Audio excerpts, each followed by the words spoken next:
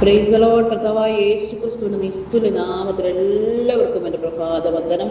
കർത്താവിൻ്റെ വരവ് താമസിച്ചതിനാൽ ഒരു പ്രാവശ്യം കൂടെ ദൈവവചനമായി എൻ്റെ പ്രിയപ്പെട്ടവരുടെ മുമ്പിലായിരിക്കാൻ ദൈവം ഒരുക്കിയ നല്ല അവസരത്തിനായി ഞാൻ ദൈവത്തിന് ആദ്യമേ നന്ദി പറയുന്ന അല്പസമയത്തെ ചിന്തയ്ക്കായി എബ്രായർക്ക് എഴുതിയ ലേഖനം 9-ാം അധ്യായം 13-14 വാക്യങ്ങൾ ഞാൻ വായിക്കുന്നു.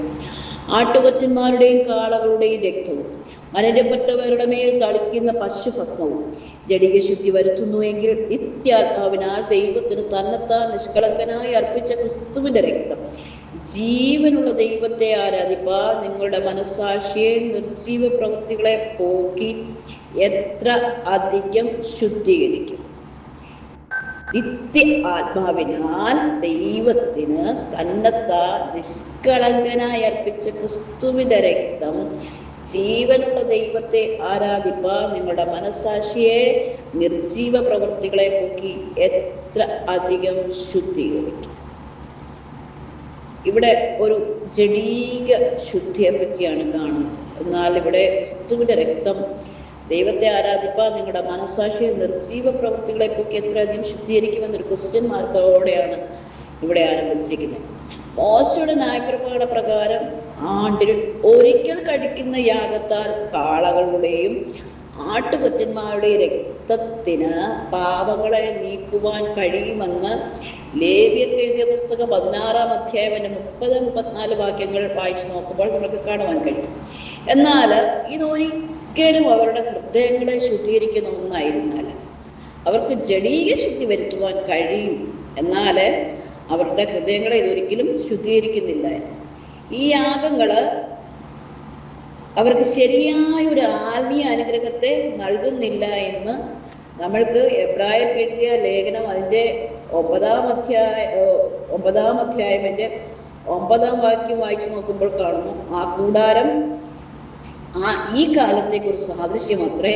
അതിനൊത്തവണ്ണം ആരാധനക്കാരന്റെ മനസാക്ഷിയിൽ പൂർണ്ണ സമാധാനം വരുത്തുവാൻ കഴിയാത്ത വഴിപാടും യാഗവും അർപ്പിച്ചു പോരുന്നു. പൂർണ്ണ സമാധാനം വരുത്തുവാൻ കഴിയാത്ത വഴിപാടും യാഗവും അർപ്പിച്ചു പോരുന്നു. ഈ യാഗങ്ങൾ അവർക്ക് ശരിയായ ഒരു ആത്മീയ അനുഗ്രഹം അപ്പോൾ നൽകിയിരുന്നില്ല എന്ന് നമ്മൾക്ക് ഈ വാക്യത്തിൽ കാണുവാൻ സാധിക്കുന്നു. ശവത്തെ തൊടുന്നവരെ ശുദ്ധീകരിപ്പാൻ പശുഭസ്മം വെള്ളത്തിൽ കലക്കി തളിച്ചാല് അവന് ജഡീയ ശുദ്ധി ലഭിക്കുന്ന സംഖ്യ പുസ്തകം 19-ാം അധ്യായം വായിച്ചു നോക്കുമ്പോൾ നമുക്ക് മനസ്സിലാക്കുവാൻ കഴിയും. എന്നാൽ ഹൃദയത്തിൽ രക്തം തളിക്കപ്പെട്ടെങ്കിൽ മാത്രമേ സമ്പൂർണ്ണ ശുദ്ധീകരണത്തിൽ ആരാധിപ്പാൻ കഴിയുകയുള്ളൂ. പഴയ നിയമയാഗ രക്തം പാപത്തെ മറയ്ക്കുക മാത്രമേ ചെയ്യുന്നുള്ളൂ. കാരണം ഹൃദയത്തിൽ സ്വീകരിക്കപ്പെടുന്നില്ല. അതുകൊണ്ടാണ് സങ്കീർത്തനക്കാരൻ 32-ാം അധ്യായം 1-ാം വാക്യത്തിൽ ഇങ്ങനെ പറയുന്നു: ലംഘനം ക്ഷമിച്ചും പാപം മറച്ചും കിട്ടിയവൻ ഭാഗ്യവൻ. എൻ്റെ ലംഘനങ്ങളെ ദൈവത്തോട് ഏറ്റു പറയുമെന്നാണ് സങ്കീർത്തനക്കാരൻ പറഞ്ഞത്. അപ്പോൾ നീ എൻ്റെ പാപത്തിന്റെ കുറ്റം ക്ഷമിച്ചെന്ന് സങ്കീർത്തനം 32-ന്റെ 5-ാം വാക്യത്തിൽ കാണുവാൻ സാധിക്കും. എന്നാൽ പുതിയ നിയമത്തിൽ മറയ്ക്കുകയല്ല യേശുവിന്റെ രക്തം ചെയ്യുന്നത്, പിന്നെയോ എന്നേക്കുമായി അത് മായ്ച്ചു കളയുകയാണ് ചെയ്യുന്നത്. അവിടുന്ന് പുത്രനായ യേശു ക്രിസ്തുവിന്റെ രക്തം നമ്മെ സകല പാപവും പോക്കി ശുദ്ധീകരിക്കുന്നു എന്ന് 1 യോഹന്നാൻ 1:7 എബ്രായർ 10:10 പറയുമ്പോൾ ആ രക്തം നമ്മുടെ ദേഹി ആത്മാവിൽ തളിക്കപ്പെടുന്നതിനാൽ നമ്മൾ സമ്പൂർണമായി ശുദ്ധീകരിക്കപ്പെടുന്നു എന്ന് കാണുവാൻ സാധിക്കുന്നു. അതുകൊണ്ടാണ് സമാധാനത്തിന് ദൈവം നിങ്ങളെ മുഴുവനും ശുദ്ധീകരിക്കുമാറാകട്ടെ എന്ന് പറയുന്നത്. പിന്നെ നിങ്ങളുടെ ആത്മാവ്, പ്രാണൻ, ദേഹവും അശേഷം നമ്മുടെ കർത്താവായ യേശു ക്രിസ്തുവിന്റെ പ്രത്യക്ഷതയിൽ അനന്ത്യമായി വെളിപ്പെടും വണ്ണം കാക്കപ്പെടുമാറാകട്ടെ. 1 തെസ്സലോനിക്കർ 5:23 ആത്മാവിന്റെ വീണ്ടെടുപ്പ്, ദേഹിയുടെ വീണ്ടെടുപ്പ്, ശരീരത്തിന്റെ വീണ്ടെടുപ്പ് കർത്താവിന്റെ വരവിൽ 9-ാം അധ്യായം 2-ാം വാക്യത്തിൽ കാണുമ്പോൾ ശരീരത്തിന്റെ വീണ്ടെടുപ്പ് നടക്കുമ്പോൾ രക്ഷ പൂർത്തീകരിക്കപ്പെടുമെന്ന് നമുക്ക് കാണുവാൻ സാധിക്കും. എന്നാൽ നമ്മുടെ ആത്മാ, ദേഹ വീണ്ടെടുപ്പിന് പിതാവ്, പുത്രൻ, പരിശുദ്ധാത്മാവ് എന്ന ത്രിയേക ദൈവത്തിന്റെ ഒരു പ്രവർത്തനം ആവശ്യമാണ്. 14-ാം വാക്യമാണ് അത് വെളിപ്പെടുത്തുന്നത്. എബ്രായർ 9:14 വാക്യത്തിൽ നിത്യാത്മാവിനാൽ ദൈവത്തിന് നിഷ്കളങ്കനായി തന്നെ അർപ്പിച്ച ക്രിസ്തുവിന്റെ ജീവനുള്ള രക്തം ദൈവത്തെ ആരാധിപ്പാൻ നിങ്ങളുടെ മനസാക്ഷിയെ നിർജീവ പ്രവൃത്തികളെ പോക്കി എത്ര അധികം ശുദ്ധീകരിക്കും എന്നാണ് കാണുന്നത്. ഒന്നുകൂടെ പറയാം. നമ്മുടെ ആത്മാവ് ദേഹ വീണ്ടെടുപ്പിന് പിതാവിൻ്റെയും പുത്രൻ്റെയും പരിശുദ്ധാത്മാവിൻ്റെയും ഇങ്ങനെ ത്രിയേക ദൈവത്തിന്റെ പ്രവർത്തനം ആവശ്യമാണ്. അത് 14-ാം വാക്യത്തിൽ വെളിപ്പെടുത്തുന്നത് ഇങ്ങനെയാണ്: നിത്യ ആത്മാവിനാൽ ദൈവത്തിന് നിഷ്കളങ്കനായി തന്നെത്താൻ അർപ്പിച്ച ക്രിസ്തുവിന്റെ ജീവനുള്ള രക്തം. അപ്പോൾ ഇവിടെ നിത്യാത്മാവ്, ദൈവം, നിഷ്കളങ്കനായി തന്നെത്താൻ അർപ്പിച്ച ക്രിസ്തു. അപ്പൊ 3 പേരുമുണ്ട്. അപ്പം ത്രിയേക ദൈവത്തിന്റെ ആ പ്രവർത്തനം ഇവിടെ ആവശ്യമാണെന്ന് ആ വാക്യത്തിൽ കൂടെ നമുക്ക് തെളിയുവാൻ സാധിക്കും. അങ്ങനെ അതുകൊണ്ടാണ് 8-ാം അധ്യായം, എബ്രായർക്ക് എഴുതിയ 8-ാം അധ്യായത്തിൽ പറയുന്നു, ന്യായപ്രമാണം അവരുടെ ഉള്ളിലാക്കി അവരുടെ ഹൃദയങ്ങളിൽ എഴുതുന്നത്.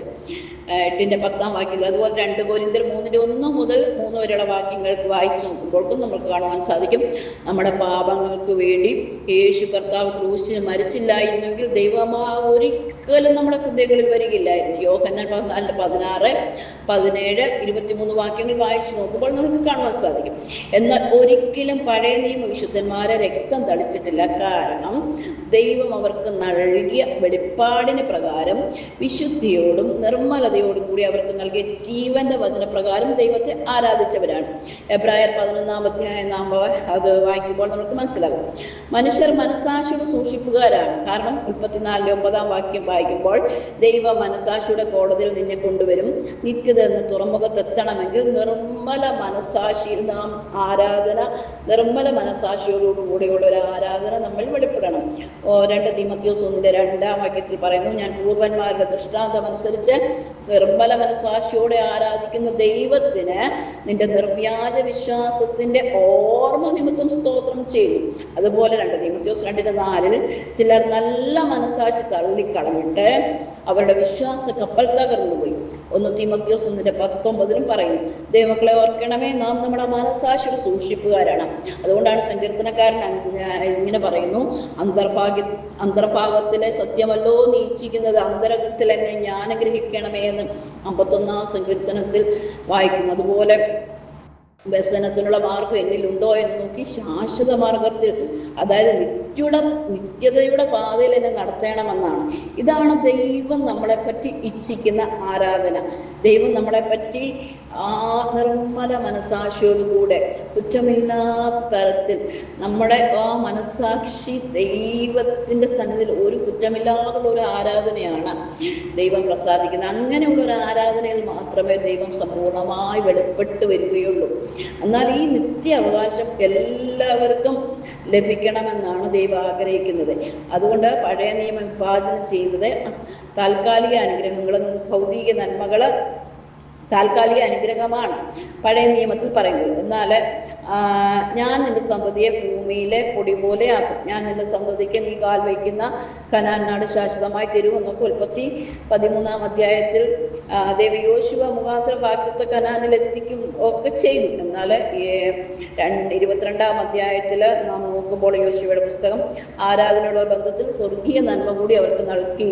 കാരണം ഞാൻ നിന്നെ ഐശ്വര്യമായി അനുഗ്രഹിക്കും, നിന്റെ സന്തതി ആകാശത്തിലെ നക്ഷത്രങ്ങൾ പോലെ കടൽക്കരയിലെ മണൽ പോലെയും അത്യന്തം വർദ്ധിപ്പിക്കും, നിന്റെ സന്തതി ശത്രുക്കളുടെ പട്ടണം കൈവശമാക്കും.